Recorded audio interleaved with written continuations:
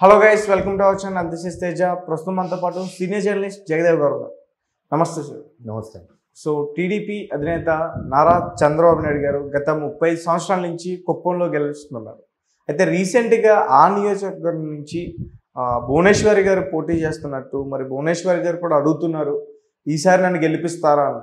So దాని గురించి భువనేశ్వరి గారు నాకు తెలిసి మొట్టమొదటిసారి వేదికల మీదకి కానీ లేదా ఇలా రాజకీయపరమైన సభా వేదికల దగ్గర రావడం చంద్రబాబు గారు అరెస్ట్ తర్వాతే అనుకుంటా. ఎందుకంటే ఆ కొవ్వొత్తులు ర్యాలీలో కానీ లేదంటే గంటలు మోగించే ర్యాలీలో కానీ ఆవిడ ఫస్ట్ టైం వచ్చారు. ఎందుకంటే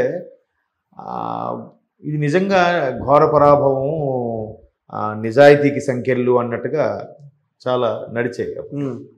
అండ్ చాలా ఐటీ ఎంప్లాయీస్ కూడా చేశారు. Yes sir. పార్టీలకు అతీతంగా సంబంధం లేని బెంగళూరులోను, చెన్నైలోను, కొన్ని ఫారిన్ కంట్రీస్లో కూడా చేశారట. సో అట్లాంటి సందర్భంలో ఆవిడ బయటకు వచ్చారు. ఆవిడతో పాటు ఆవిడ కోడలు మిసెస్ లోకేష్ గారు కూడా వచ్చారు, చేశారు. ఆవిడ మీద విమర్శలు చేసినప్పుడు ఎప్పుడూ నిబ్బరంగా ఉండే చంద్రబాబు నాయుడు గారు కూడా మీడియా సమక్షంలో దుఃఖం ఆపుకోలేక ఏడ్చేశారు. బట్ అప్పుడు కూడా ఆవిడ ఎక్కడ స్పందించలేదు, మాట్లాడలేదు. చాలా నిబ్బరంగా ఉండేది. సో అటువంటి ఆవిడ ఫస్ట్ టైము బాబు గారు అరెస్ట్ అవుతా రోడ్డు మీదకి రావడం, ప్రతి ఒక్కరిని పలకరించడం, పేరు పేరున ఇది చేయడం, అట్లా మంచి ప్రజల్లోకి వెళ్ళడం అనేది గొప్ప విషయం. అదండి. అంటే మొదటి నుంచి కూడా తండ్రి ముఖ్యమంత్రి, ఆ తర్వాత భర్త మంత్రి, ముఖ్యమంత్రి, నేషనల్ లెవెల్ లీడరు, కొడుకు ఒక నాయకుడు కదా, తమ్ముడు ఒక సూపర్ స్టారు, ఒక నాయకుడు. ఎంతమంది ఉన్నప్పుడు ఇంకెలా ఎంత గర్వంగా ఎంత ఎగిసి పడుతుంటారు. చాలామంది అయితే మిడిసి పడుతూ ఉంటారు కదా. ఎప్పుడైనా ఎక్కడైనా ఒక ప్రెస్ మీట్ పెట్టడం కానీ, ఎక్కడైనా ఊరికే సరదాగా మాట్లాడి మీడియా ముందు మాట్లాడడం కానీ అవి ఏమి ఉండవు. మీరు ఎప్పుడు అర్థం చేశారా? ఎప్పుడు ఎక్కడ ఏ బయట దొరకదు. ఏ సందర్భంలో కూడా కేవలం ఆయన ముఖ్యమంత్రిగా ఉన్నప్పుడు ఏదైతే ప్రభుత్వం తరపున పట్టు వస్త్రాలు సమర్పించవలసి ఉంటాయో, ప్రభుత్వం తరపున భర్త పక్కన భారీగా చేయాల్సిన క్రతువులు ఏవైతే ఉంటాయో అప్పుడు కనిపిస్తారే తప్ప, అప్పుడు కూడా ఆవిడకి మైక్ పెట్టి మాట్లాడినప్పుడు అలాంటివి ఏమి ఉండవు. ఇప్పుడు అర్థం చేశారా? ఏమి ఉండదు. కాకపోతే ఆయన ఒక క్రతువులో భాగంగా ఉంటారో తప్ప ఎక్కడ ఉండదు. బట్ ఆవిడ మొన్న బయటకు వచ్చాక బాగానే మాట్లాడుతున్నారు ఆవిడ. ఎందుకంటే నందమూరి తారక రామారావు గారు మహానుభావుడు, వాళ్ళ అమ్మాయి కదా. అది ఈవిడ ముందుకు చూసి తెలుగు బాగానే మాట్లాడడం అనుకున్న తర్వాత స్ట్రైక్ అయింది. అరే తెలుగు అంటే ప్రాణం ఇచ్చేసి ఎన్టీఆర్ గారు అమ్మాయి తెలుగు మాట్లాడకపోవడం ఏంటి, చక్కగా మాట్లాడుతున్నారు. అవును కదా. ఆ నిజాయితీ సంఖ్యలు అనే సభలు నిర్వహించినప్పుడు కూడా అనర్గళంగా పేపర్ ఇవి చూడకుండా మాట్లాడుతుంది ఆవిడ. ఇప్పుడు కొంతమంది పేపర్లు చూసి కింద పెట్టుకొని ఒక్కొక్కటి మాట్లాడుతున్నారు. అదే పెద్ద నాయకులు బడా గొప్ప పేరున్న వాళ్ళు, తోపు తురుము అనుకునే వాళ్ళే మాట్లాడుతున్నారు. ఈవిడికి అసలు అలవాటే లేదు. అటువంటి సభలు సమావేశం మాట్లాడే అలవాట్లేదు కదా. మరి ఎట్లా మాట్లాడుతున్నారు? అది గొప్ప విషయమే కాదా? గొప్ప విషయమే. సో ఇప్పుడు రాజకీయాల్లోకి వస్తున్నారు అంటే ఆహ్వానించాలి, ఆడవాళ్ళు కూడా రావాలి. ఇప్పుడు ఎందుకే ఇక్కడ ఇంకో చిన్న లాజిక్ కూడా ఉందండి. ఒకవేళ ఈవిడ ఇప్పటికీ రాలేదనుకోండి, ఈయన మహిళలకు సమన్యాయం అన్నారు, 33% ఊరందరికీ అన్నారు, వాళ్ళ ఆవిడ్ని వాళ్ళ కోడల్ని ఎందుకు తేలేదబ్బా రాజకీయాల్లోకి అని అడుగుతారు ఫస్ట్ డైలాగ్. ఖచ్చితంగా పడుతుంది చూడండి డైలాగ్. ఇప్పుడు వస్తున్నారు కదా, ఇంకా ఈ కుటుంబ సభ్యులు చాలనంటే ఈవిడ కూడా తెచ్చేసారా ఇలా కూడా అంటారు. అలా అంటే ఇలా అంటారు, ఇలా అంటే అలా అంటారు. ఏది కరెక్ట్? కాబట్టి మాట్లాడే నోరుకి నాలుక నరం ఉండదు కాబట్టి ఎటైనా తిరుగుతుంది ఆ నాలిక. సో ఆవిడ అట్లా రావడం ఎందుకు ఆ నిర్ణయం తీసుకోబడిందో, ఇది ఖచ్చితంగా అధినేత చంద్రబాబు నాయుడు గారు తెలియకుండా ఇది నిర్ణయం తీసుకోరు కదా. సో ఏదో దానికి బలమైన కారణమే ఉండుండొచ్చు కదా. కాబట్టి ఆవిడ్ని ఆ స్థానంలో ఇచ్చినప్పుడు అన్నేళ్ళుగా సుమారుగా పార్టీ పెట్టి 82లో పెట్టారు పార్టీ. 83లో గవర్నమెంట్ వచ్చింది. సరిగ్గా 40 ఏళ్ళు అయిపోయింది.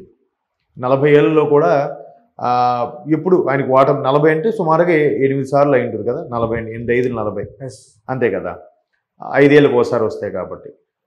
సో ఆ 8 సార్లు కూడా ఆయన బాగానే గెలిచారు. ఈసారి నన్ను గెలిపించాను నన్ను కూడా. అప్పుడు కూడా ప్రాధాయపడి అడుగుతున్నారు ఆవిడ, మేము మాకు పంచుకోవడం మేము గెలిచేస్తాంలే అన్నట్టుగా లేరుగా. నచ్చినట్టు అరాచకాలు చేసుకెళ్ళిపోవట్లేదుగా, నచ్చినట్టు స్టేట్మెంట్లు అవి ఇచ్చేయట్లేదుగా. సో అది అంటే అలాంటి వ్యక్తి రావడం అనేది చూద్దాం. ఆవిడ వచ్చిన తర్వాత అసెంబ్లీ సాక్షిగా నాకు అదే ఆలోచిస్తున్నాను.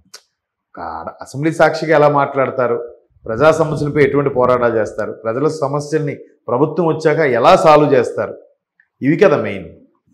గెలిచాము వచ్చేసాము. ఎప్పుడన్నా ఉందా సార్ భార్యాభర్తలు ఇద్దరు అసెంబ్లీలో ఉండడం? అంత ఐడియా లేదండి నాకు.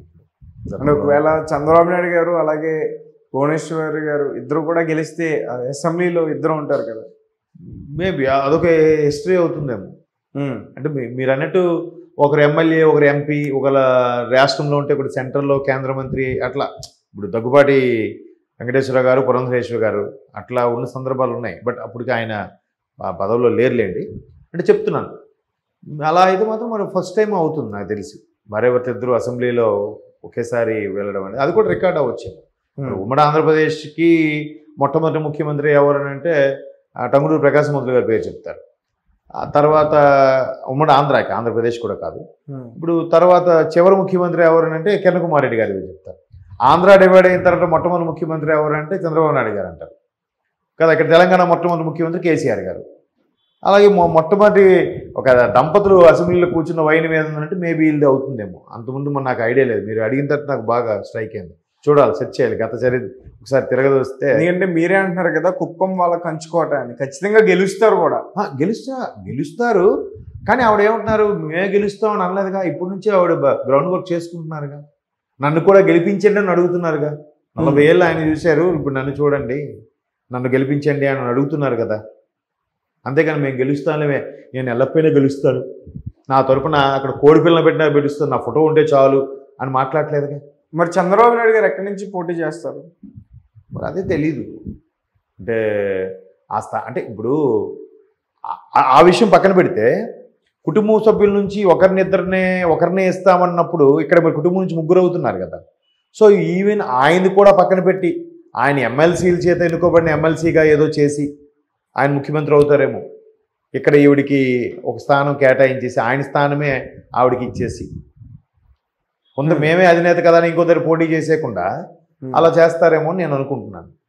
ఆయన ఒక ఎమ్మెల్సీ ఏదో చేసి ముఖ్యమంత్రిగా అవుతారేమో అన్నట్టుగా నా అభిప్రాయం అని నేను అనుకుంటున్నాను, ఊహిస్తున్నాను. అంటే నేను అడిగింది కరెక్ట్ రాంగ్ నాకు తెలియదు కానీ, అంటే కుప్పం నుంచి భువనేశ్వరి గారు పోటీ చేస్తున్నారు కాబట్టి పవన్ కళ్యాణ్ ముఖ్యమంత్రి అయ్యే ఛాన్సెస్ ఏమైనా ఉన్నాయా? అలా లేదండి. ఎందుకంటే ఆయనలో చంద్రబాబు నాయుడు గారు చేస్తారు పోటీ. సో అందుకోసం అడుగుతున్నాను. అవును, అంటే లేదు అది దీని వెనక తెరవనికి అంటే వీళ్ళు సెంట్రల్లోకి వెళ్ళిపోతారు, ఇక్కడ ముఖ్యమంత్రి అవుతారేమోనని. చంద్రబాబు నాయుడు గారే ముఖ్యమంత్రి అవుతారు. ఎందుకంటే ఇప్పుడు రాష్ట్ర పరిస్థితులు బాగాలేవు.